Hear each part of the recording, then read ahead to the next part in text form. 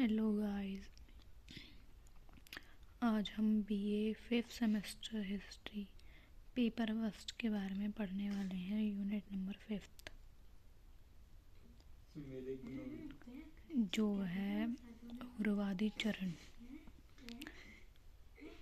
इसमें हम इसके राइज को, डेवलपमेंट को पढ़ेंगे। उग्रवादी चरण भारतीय राष्ट्रीय कांग्रेस का वह चरण जिसमें मध्यवर्गीय नीति से असंतोष बढ़ा। राष्ट्रवाद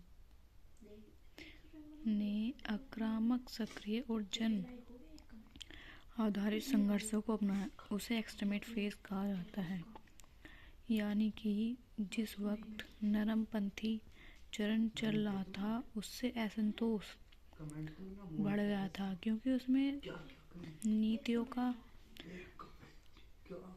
ईस्ट इंडिया कंपनी की नीतियों का समर्थन करने की बात थी। पर उससे ईस्ट इंडिया कंपनी के समर्थन करने से ईस्ट इंडिया कंपनी जो है हमें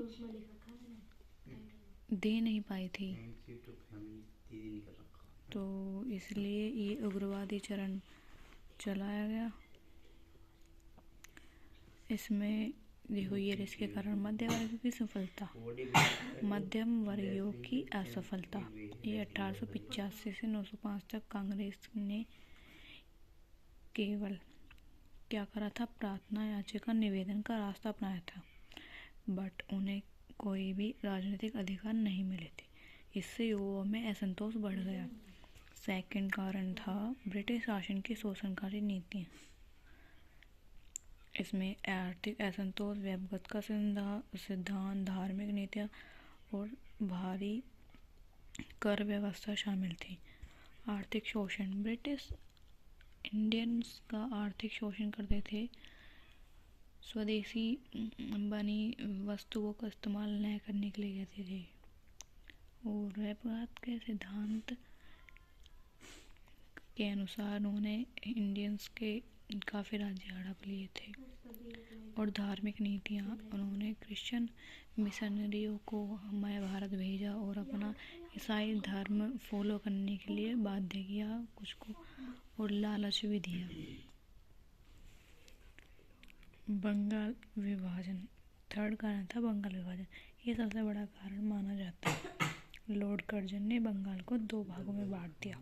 उसका उद्देश्य था, क्योंकि इन ईस्ट इंडिया कंपनी में जो रूल कर रहे थे वह डिवाइड एंड रूल पॉलिसी चलाकर ही भारत को विभाजित करना चाहते थे, ताकि एक साथ होकर कोई भी जंग न लड़ सके। इसलिए उन्होंने हिंदू मुस्लिम का अलगाव कर दिया।